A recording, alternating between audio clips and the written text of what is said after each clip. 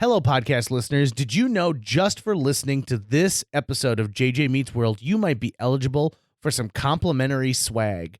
How do you get it? Well, at the end of this, I'm going to give you Tucker's personal address, and he'll send you an item from his house, just a random item. So sit back, relax, and enjoy this episode of JJ Meets World. If you think about it, podcasts are kind of brain swag. And by the way, if you'd like to help support our podcast, visit jjmeetsworld.com where you can donate to our Patreon, pick up some killer swag at our merch shop, or click the link to Apple Podcast and give us a 5-star review. 1, 2, 3, 4. J.J. Gordon, sort of like that Indiana Jones, in that he's always sniffing out his next adventure. Yes, he is. He's always interviewing guests so he can have them on his show and they can talk about pop culture, arts, and leisure. J.J. has his flag unfurled and he likes his french fries curled, and he's fun and then he twirls as he goes to meet the world. He will march into the rain even if his ankle sprain. Take a peek inside his brain. This podcast is called JJ Meets World. Tucker, let's talk about swag. Stuff we all get, as Michael Scott would say from The Office. Michael Caine. So I have been in the unique position several times of where I've needed to purchase swag to represent my company at like a trade show or like a big convention or a giveaway. Like you've gone through a swag vendor. Right. And there are so many swaggists. Before we go too much further down this rabbit hole, swag, what is the etymology of that word? I would like to know. At what point do we start calling cheap shit with logos on it like, oh, this is swag? Is it because it rhymes with bag? And so they wanted to say whatever's in here rhymes with the thing it's in? Okay. Swag, as defined by the Oxford Dictionary. A curtain or piece of fabric fastened to as to hang in a drooping curve. Swags of holly and mistletoe. A carved or painted representation of a swag of flowers, foliage, or fruit. Fine plaster swags. Informal. Money or goods taken by a thief or burglar. Products given away free, typically for promotional purposes. Okay. Local studios provide swag, spirits, and food. It is also a term for marijuana, typically of a low grade. Prices range from $40 a 10-seed packet for some Jamaican swag to $345 per packet for something tastier. That's interesting. Usually it's pronounced swag. In that sense, yeah. Bold self-assurance of style or manner. Australia or New Zealand, a traveler's or miner's bundle of personal belongings. So it goes all over the map, but it does cover promotional things you get for free. It does. Now, it's not saying where it comes from. Where does the term swag, or at least how did it become? I'm assuming that if it's through it being referenced as like the goods that a thief gets, right? Like, oh, you got away with this good stuff. So it's referring to it as that at some point, and then it makes the transition.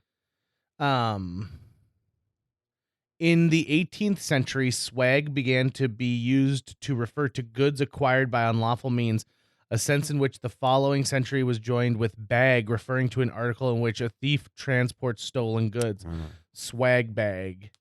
Okay. And so then it becomes a playful play on that. And so it just becomes that. Interesting. Yeah. Okay, so swag, I think, is interesting. When I was younger, I wanted swag. I wanted all the swag. And now I'm like, I have enough pens. I've never actually used a stress ball for stress purposes, so I don't need to take that. But I'm going to give you the JJ Gordon inside tips for the best swag items, depending on where you're going and what type of person you want to talk to. Before we go any further, is there an appreciable difference between swag and merch? Oh, merch you pay for. Okay. Merch is something that there is some kind of a transaction. Swag is just freely given. You just get it. Hey, guess what? A gift for you. Some free swag. The swag is used to pull you in cases. So step into my booth and talk to me while you enjoy this free chip clip. Is calling it free swag redundant? Just by calling it swag, you're saying it's free. Oh yeah, I think it's swag or free stuff. Free stuff. Right? So you're just trying to, yeah, there's no cost to swag. Okay. Except for the purchase of it to give it away. Years ago, I made a splash because I said, listen, you know what is the best kind of swag? Swag that people put other swag into. So example, if you give out a reusable shopping bag, right, that has your company's logo on it, and someone else is giving away a free pizza cutter, you're putting the pizza cutter with your logo in that bag. Yep. And so I was at a farm trade show years ago, and I said we should give away 5-gallon buckets, the 5-gallon plastic pails that have a metal handle, because people, first of all, no one ever turns that down. Yeah, there's always a use for a 5-gallon pail. Yep. It doesn't even matter if you don't have a farm. It doesn't matter. There is a use for a 5-gallon pail, no matter what. Yep. And then you get the same thing of people are putting their thing inside of your thing. The only difference is that I have seen people take the reusable grocery bags and put that inside of another. You know, they're it's cloth, right? You can manipulate. This for sure is the outer husk of your treasures, no matter what. Absolutely. No one's putting a bucket inside of a bag. Right. Without a mental condition. Bingo, right? And it's easy to carry around. Sometimes people even sit on it. Like there's a lot going on. That being said, I don't know if that's the right thing to bring. Let's say you're at an educational conference and you're trying to get teachers interested in your software. Giving them a 5-gallon bucket might be the thing where they're like, listen, I don't want to carry this around for an entire day. This is silliness. Another surefire thing that people are going to take no matter what is a yardstick. People love a yardstick. You print your company's name on there. They're very economical. You can get them for like 35 cents a pop with your logo on a yardstick. The only downside of the yardstick is they're not always true. So people usually aren't using them to measure stuff. They're using them to like point at an old whiteboard. Or beat their children. Oh yeah, rap their children over the knuckles if they've done something incorrect. Do that science experiment where you put a newspaper over one half of it and then you break it the other half with a stick. I've never seen that. You never seen that before? It's if you take like a long like wooden yardstick, right? And if you just laid it here on the desk. On like a desk. So one end of it's coming off here and then you hit it, it would just kind of fly off, right? But if you laid it down again, same length, but then you covered that side with just an open newspaper, that's going to create enough force on it that when you hit it again, it's going to snap it. Really? Yeah. Yeah. So you had some science teacher who's just going through yardsticks? I saw it with my own 2 eyes. Did your jaw drop? It did. You're like, what science? Yeah, but not very far because I was a kid. And at one point, we won't be able to get a hold of newspapers because that industry's dying. So what are they going to do? What swag that when you get it, you go, oh boy. Because most swag, I'm like, oh, thanks. I'm not angry that you gave it to me, but I'm probably not going to keep it or even pay that much attention to it. But what gets me going in a positive way is coffee mugs. Really? Mugs or glasses. Anything you can drink out of, a vessel for liquid. That gets me stoked. The double-walled, vacuum-insulated, like Yeti-style cups are really popular right now. Oh, my God. You have my business if you're giving me a Yeti mug, for sure. It's Pavlovian almost. Like, I could put coffee in that. I actually have a gift for you then before we leave that I think you might just enjoy. Excellent.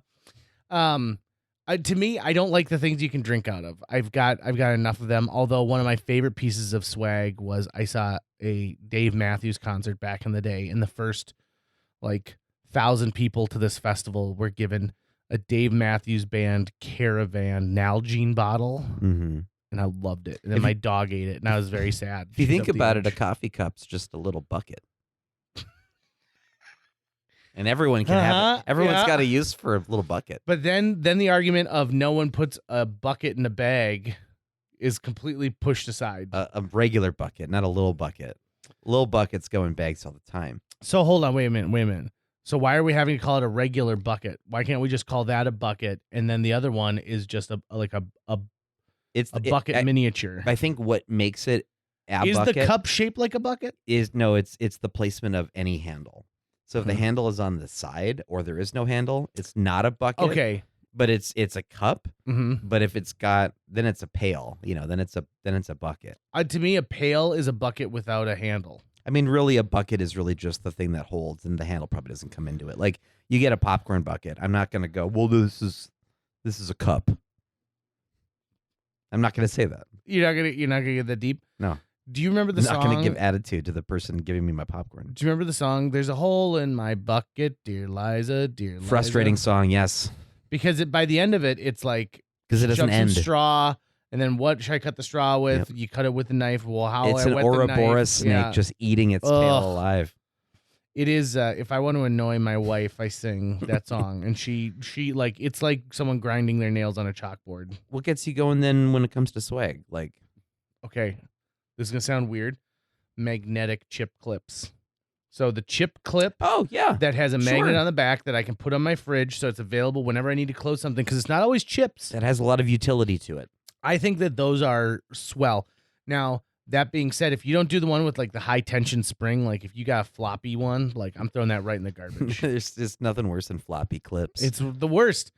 I also think that if you're going to give me a piece of swag, put your company's logo on it, but like have something like have like a funny phrase under there, like like keeping your chips and credit from being stale. Bell Bank. Or trick or treat candies swag. Oh, that's the worst swag. That's the worst swag. That is. But when you're That is trick the or treating, dry are you hump. getting swag? You are, yeah. That's all swag. That's how we train kids. Honestly, when you think about it, trick or treating is just training kids for going to trade shows. Side note, another thing that I think is really important when it comes to like swag items is to not give me something that is going to die at the bottom of my desk, right? Like if you give me like, oh, hey, it's a feather quill that looks like that's a thermometer. Mm-hmm. Like, no, thank you. Also, rain gauges, amazing swag. Yeah. And those are swag where it's like, ooh, this is like $5. Yeah. This But is like big if time. if the swag is like a hard-boiled egg. What's the company? I mean, it's white labeled, so you put whatever you need to on it. But that's what I'm saying is like, what company benefits from giving me a hard-boiled egg? Because I'm not saying no. I just want to be mindful. Like, mortgage company, horrible idea to give me an egg, right? Mm-hmm. But let's say it's a carpet cleaning company. Mhm. That's a smart idea. 'Cause I'm Egg thinking- company would do real well, give you some eggs. Although that's just what their business is. I mean, yeah, that's just It'd just be like free OK product. Tire handing out tires for swag. Yeah, like what would a radio company do? Be Like popular though. just to yell at people and being like, "What do you think about the latest topics?" Yeah, we'll give you each a singular phone call for 5 seconds. I have an issue with like certain things that like people who just go to something. You and I were both at a trade show over the weekend, Mm-hmm. and the amount of people who don't Not want together, separately. we ran into each other. The amount of people who stop and get swag from a company but have no intention of doing business with them. Mm-hmm. My wife got it was a yardstick, but it's like a 1/4 inch by 1/4 inch, like it's a square, like so it's a it looked like a square tube Mm-hmm. essentially, but it was a wooden yardstick and it had a hole drilled at the top with a piece of leather so it could hang up on the wall. So she got one right away, and it was from like a fence building company, which is smart for them, right? Like a fence building company, that's a smart giveaway. And then like before we were gone, she's like, "Would you go up and get one as well, so that I can give one to my dad?" And I'm like, "But we have no intention of doing business with this fence company." What if I want one? Right, well, yeah. And she's like, no, it'll be great. And so I go up and I get it, and the guy's like, I was like, "Can I get one of your sticks?" He goes, "Yeah." And I'm like, "These are the hottest things on the floor." And he goes, "I know." And then I felt instantly bad because I'm like, I'm wasting this guy's time and I'm taking his product and I'm not. So I was like, I got a fence post I'm going to have to replace. And so I ended up joining up to their email list for it. Whereas my wife just walked up, "Thank you," and then walked away. Yeah. So why couldn't she have just taken that same energy and gotten a second one? Because hopefully they would have stopped her from taking two. They had to say like One per household. or even like one per person. These you are could just say. sticks. They're probably from leftover fences they didn't need. No, they're not. Oh, these are professionally made. They outsource this. These are nice. I got one in my car. I thought about bringing it in to show you because I think I'm going to bring it to work and have it here at work. Do you guys have good swag here? Oh, Do you have swag within swag? Like I know there's the radio station as a whole, but then there's the show that you and Amy do, right?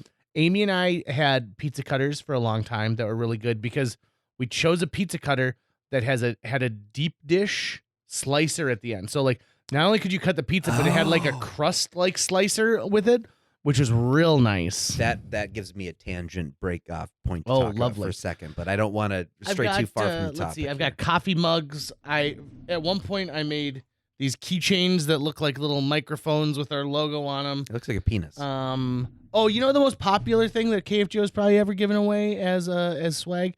In 1997, when we had the huge snow totals, the largest snow total, I think, in recorded history, they gave away these orange balls that you put on the top of your car antenna, like when we actually had antenna on cars. And it was so that, like, you could see your car in the snow somewhere, right? And, like, it was an identifier. And those things were hot, hot, hot. You could not hold on to them around here, from my understanding. Collector's items at this point? Yeah. They all said Cave Joe? Kif Joe, yeah. Kif Joe. And that time was the Mighty 790. You know. I can't think of anything else. I once went to, for some reason, there's a funeral home at a trade show I was at, and they were giving away these really high-quality Kleenex, little Kleenex bundles. I know what those are, yeah. And so that was kind of nice. You guys should do trading cards of all your personalities, like baseball trading cards. Interesting you say that. Last year we made trading cards. You did? Oh, that's right. You did. It was part of our idea. like, pretending like it's my idea. We didn't end up printing them individually, which I wish we would. See, that's the mistake. Never mind. With like stats on the back and everything. Print them this time. We had the front of the cards designed because it was our ad for the Red Hawks. Yeah, it was great. I mean, I think trading cards in general are a funny, neat idea. They're awesome. They're so cool. I miss riding my bike over to Lantern Comics and News, and got a couple of dimes saved up so I can buy some singles of 94 Fleer Ultra X-Men. It's the best. Oh, that you just look at those good times. Right? I was talking with someone recently about... Were you really? Yeah. About video, like being, working at like a video store, and we were naming all of them, and he's like, you ever go up to Videoland in North Fargo? Like, that place was real sketchy. And I'm like, yeah, I had a friend who worked there. And it was real sketchy. And it was. He told me like weird kind of trading stories back and forth of like what it was like for him, because he grew up in like a rural community, so his parents would have to drive like 45 minutes to come to Fargo, where you have like multiple video stores to rent from, and how big of a deal it was.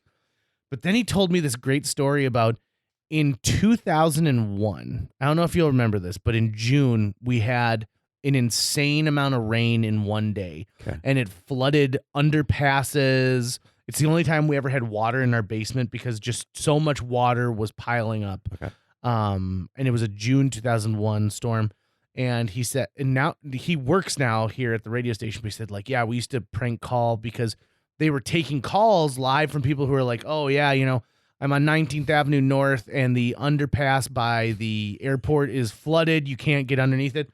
And so he said they were saying something about how you shouldn't be on your phone because you could get hit by lightning. And so he said, like, yeah, I'm standing in my front lawn. I don't know why everyone's so worried about this. And then they had like an electric razor that they like, and then they just hung up. And I was like, that is an amazing prank because it aired live on the radio. And he goes, we were videotaping it at the time, like videotape, because, the radio is a couple seconds behind like the real time. Yeah. And he goes, so they were videotaping the radio, and so you can hear it. And I'm like, I desperately want to see that tape. I think that sounds amazing. That does sound good. Okay, so tell me about pizza cutters inspired you to talk about something. Lately, when I want pizza, my jam is what Little Caesars is referring to as their deep dish pizza. Dude, that's the way to go. Because you order $15, you got to do Uber Eats for this. You don't want to just go up to Little Caesars and get it, because then you're going to be waiting in line forever. So pay someone $3 to go do that for you. But then it comes in 2 little like separated loaves, and it's perfect for lunch and for dinner.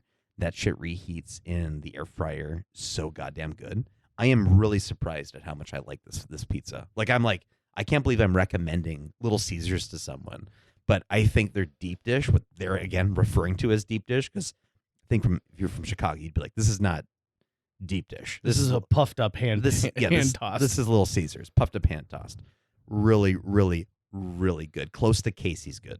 You know what's so sad is I'll never be able to know if you're telling the truth or not, because I will never go to Little Caesars ever. I was trying to read your expressionless expression, and I couldn't tell. I was like, is this disgust? I was like, first of all, I don't believe you. Secondly, I was like, I will never be able to tell. Me? I'm giving you my own opinion. Yeah, and I don't. This is what I think. I think that something has happened to you. I think that there's some kind of tragedy that has occurred in your life that is making you think that you are enjoying this, but you're not. I mean, you're saving money because it's really just like $7 a meal. Is it? I mean, it's probably $8 a meal, I guess, with tax and the delivery fee and stuff. But you can go downtown and get lobster mac and cheese that has corn in it, which is amazing. Yeah. For the same prices you're getting for that awful there isn't pizza. a single piece of that dish that you just said that I want. Lobster, macaroni, cheese, or corn together? No. I guess cheese I would be fine with. See, your feeling about that is not even near what my feeling is about the Little Caesars. I'm trying to understand what Little Caesars did to you. I'll tell you what they did. Pizza, pretzel crust.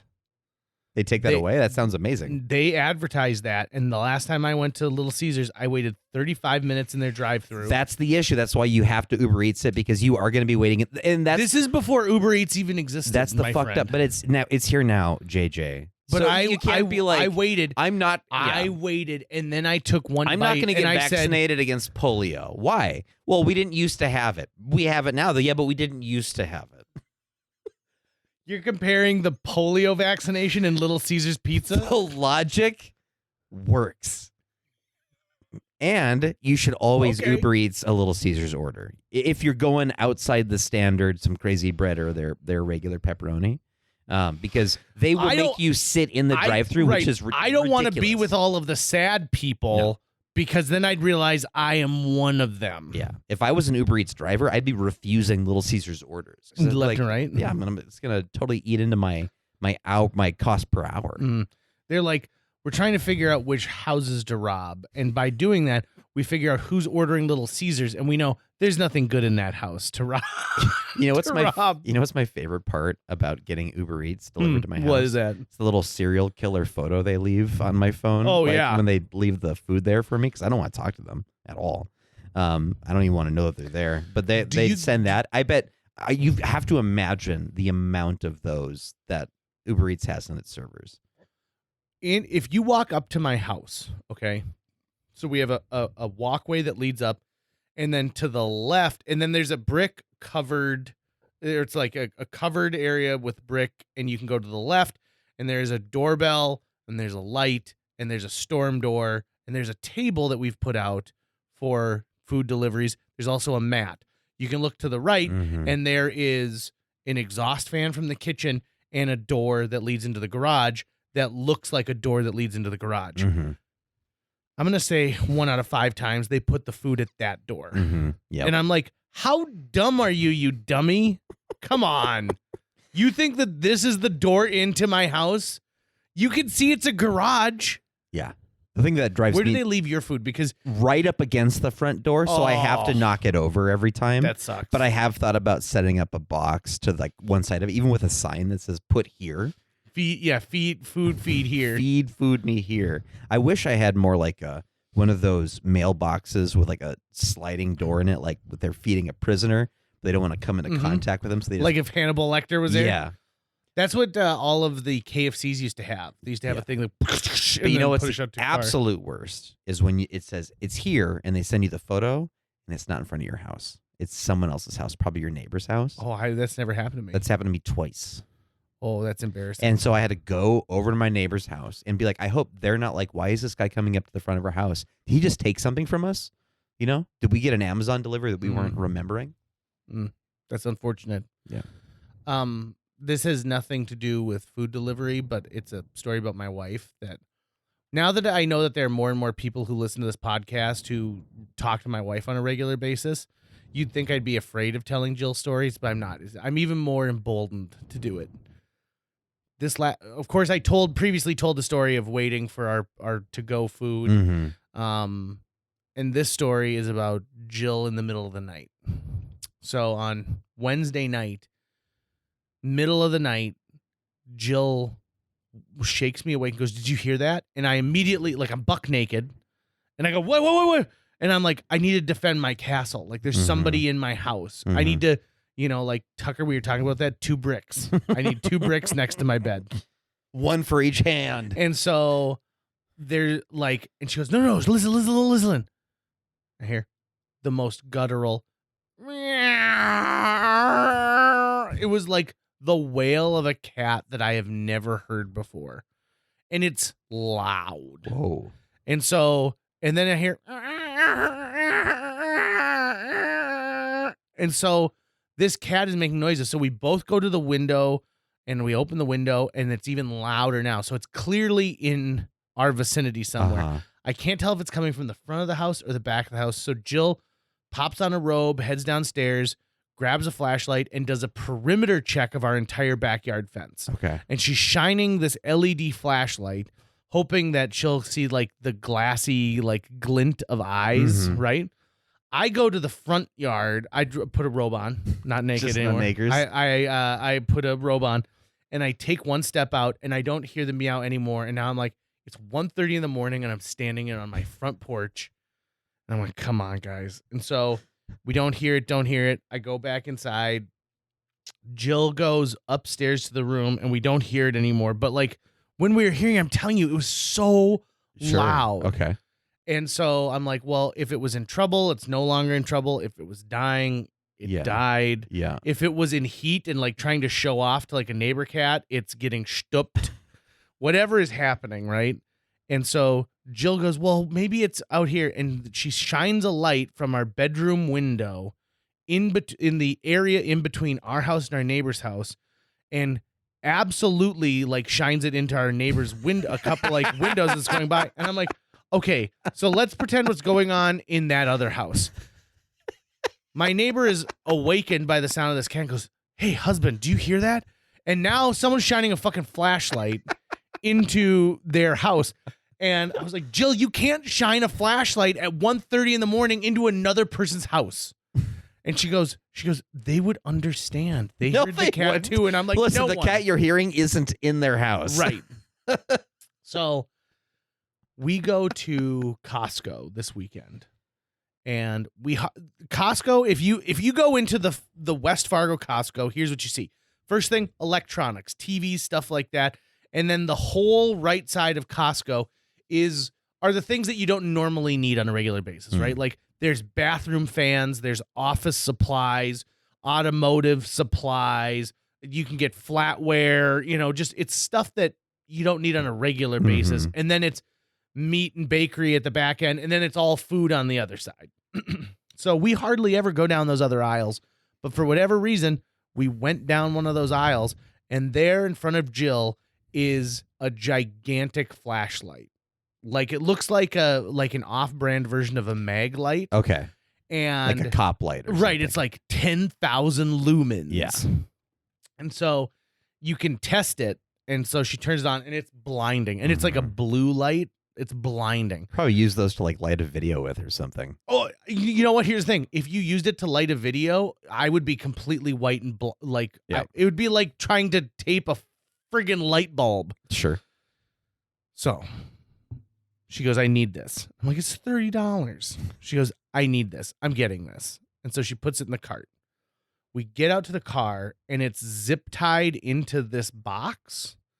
And she's mad because I don't have a knife in my car. She's mad. So she can't get it out. Damn it, JJ. And then she was like, I'll just take your key. And I'm like, you're not going to break one of my keys. Wait 5 minutes. Right. Like, we'll get home, and, like, it's middle of the day. There's no point. There's nothing for you to shine on right now. So we get home, and she turns on, and I'm reading this box, and I'm like, let me ask you this.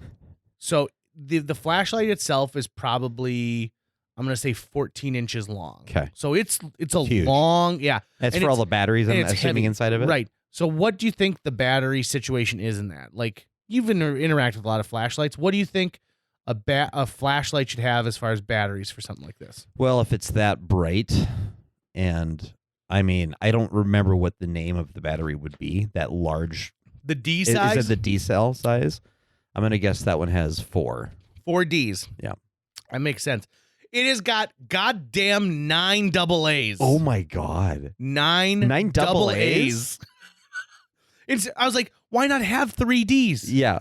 But instead you went with 9 double A's. Why then have such a massive thing? Like, you don't need it to be that big. No, and then like they said, we've built this thing so you could put rechargeable batteries in there, and then so you could recharge it. And I'm like, 9 double A's? Mm-hmm. That's like a package. Yep. And it's not, so you can buy packages of 4 batteries, right? So now you have to buy 3 packages of 4. That's probably why it was only $30. Ugh. I would have expected it to be more expensive if it was with D cells. Probably. I don't think so. And if it was made with like heavy aluminum or like aluminum, it's got a metal outside. I think the other thing about like it's not a mag light, right? Like the one where like cops could like, if you're a security beat your guard, ass like with you it, could like yeah. use it as a weapon. So she's shining it around the house. It is, I mean, you can narrow the beam to like ultra focus it, or you can have like a large like wash, like a flood. Yeah, what would it be like if you put like a magnet in front of it, and then try to like boil an egg with it or something? You probably could. Okay, so here's the thing. If it gets too, like if I put my hand over it or I get it too close to a wall, it automatically shuts off because it's got a heat sensor that won't allow it to overheat. Got it. And it's got like a glass, like instead of a bulb on the front, it's got like a glass ball. Okay. So for focusing, I don't know. It's weird. It's weird. So she gets this flashlight and she goes, since you made fun of it, you can't use this flashlight. And I was like, that's fine, because damn. Ask me the number of times I've had to use a flashlight that's not my phone in the last 5 years. Right, exactly. Maybe twice. Yeah. Right? And so because you made fun of it, this is not for right. you. It reminded me of the other flashlight that she bought that was super expensive, that is in her bug out bag in case of the rapture or zombies or government collapse. And it is a self-powered flashlight where you have got a copper coil inside, and then there is a magnet, and you shake the flashlight up, and then you can turn it on, and it generates like a small amount of power, right? And so that's interesting. It is just use that. It is, but here's the thing. You shake it for 30 seconds using all of your power and using up all the calories you need to run from the zombies, and then you turn it on, you get maybe 30 seconds worth of light. Yeah. So if I need to like be trudging through the forest, I'm getting like 10 steps every, 3 minutes. Mm-hmm. So it's only good in the case of I need to be able to see the face of the man who's about to murder me before I'm murdered. That's the only time that flashlight, in my opinion, is worthwhile. But I digress. What I really wanted to talk about today was swag, and how if you get flashlight swag, that maybe is the ultimate. That would be good. No one throws away a flashlight. True. I'd want it to be an LED bulb. Yep. For sure. But I would make use of it. Do you know what I want even more? When I worked at the Western Entertainment Festival, aka WeFest, they bought these like pink cones that you would put on the top of a flashlight, like for helping direct traffic and stuff like that. I want some of those purple cones. And they worked on any flashlight. They just twisted into the top. Would they work on the one that you're not allowed to use? Probably. Do you think they'd burn it? Like melt it? That's the thing, is like, how much heat is this thing creating? And Like, you could never I cook an egg on it? And you never found the cat. Never found the cat. Didn't see any signs of it the next day. That being said, we have a real issue in my house right now because last week, my neighbor sent me a Facebook message, the same neighbor that we shine the light into his home at 1:30 in the morning, and said, "Hey, there are deer in your front yard." And so we looked out, and Jill has a bird feeder out there, and they were eating all of the seeds and nuts out of our bird. Two deer, like full-size deer, like gorgeous creatures. Wow. Here's the thing though. So Jill's like, "Oh, that's so cool." So she put more bird food out. So then they came again the next day. They've come 5 nights in a row. And so we now are having deer regularly come to our front lawn And then we've got these red squirrels that are all like about the bird food. And then we got the birds as well. Now we got this cat. I swear to God, if I see like tuna, like a jar of tuna out in our front lawn, I'm going to be like, Jill, we are not Dr. Doolittle. We do not need all of these animals. It is dangerous for these animals to be coming up from the river to our home. Like, they're going to get hit by a car. It's going to be sad. No one's going to be happy. Mm. Also, they are leaving giant piles of scat everywhere. I have been actually looking at bird feeders on JeffBezos.com. Have you? Bird baths and bird feeders. Oh, like the ones with the cameras built in? No, but I have been thinking about those a little bit as well, but it's more or less, I want an economical solution that's very simple, that would not move from the ground, like ones that will like stake into the ground for Pete to see out the window, because he just goes nuts whenever birds. So I'm always putting bread crusts out or whatever, leftover stuff that I know is okay for like birds and squirrels and rabbits to have or whatever. And I put it outside the windows that he's always watching, so that when they come up, he just loses his mind. And I'd love to have a bird bath and a bird feeder outside of each window, because then that would give him even more TV. And I like the idea of the critters that it's okay to have around, having them around and like and making them feel welcome and comfortable in the backyard. In my basement, in the crawl space, from my grandparents' era of owning a house, there is a concrete bird bath, and it's a pedestal and then the like bath part that sits on top of it. And it's so heavy, I don't know how they got it in there. I don't know how I would get it out, if I'm going to be honest. Yeah. But it is very ornate, because the bird bath itself is a picture of like a little cherub like looking like he's peeing into the bath. And you don't hook the hose up or anything. They were big on that. They love little cherubs. Do you think that was like a rage at one point, is like peeing cherubs just everywhere in France? Everyone in France was like, listen, everyone, the height of fashion is little baby boys with wings, and they are relieving themselves into the bowl where we have the delicious wine or the chips. If you made that now, people would be, what is wrong with you? Why would you design this? Yeah, they'd be like, this is disgusting. And then you'd be like, well, my grandparents are French. That's going to wrap it up for today's show. If you enjoyed this episode and would like to help us continue to produce new episodes each week, visit jjmeetsworld.com, where you can donate to our Patreon, pick up some swag at the merch shop, or follow our link to Apple Podcasts and leave us a 5-star review. You can also follow us on social media. We're on Facebook, Instagram, Twitter, YouTube, all the sites the cool kids are using these days. JJ Meets World is produced every week by Tucker Lucas. You can find out more about Tucker's work by visiting moonbasemaria.com. If you want to get in touch with your host with the most, check out linebenders.com, where you can find direct contact info for JJ or booking information. Unfortunately, I was informed that during this, Tucker will not be sending you items from his house. He'd actually like you to come pick them up.